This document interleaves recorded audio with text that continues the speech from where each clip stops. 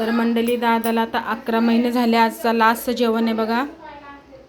आज आता पुण्यतिथी आहे 10 दिवसात. तर मंडळी आता माझ्या भावाला झाले 11 महिने पूर्ण आणि आजचा लास्टचं जेवण आहे 11व्या महिन्याचा. आणि पुढच्या महिन्यात पुण्यतिथी आहे. वर्ष झालं आता दादाला. हे बघा आता 10 दिवसात पुण्यतिथी आहे दादाची. कुंज बघा.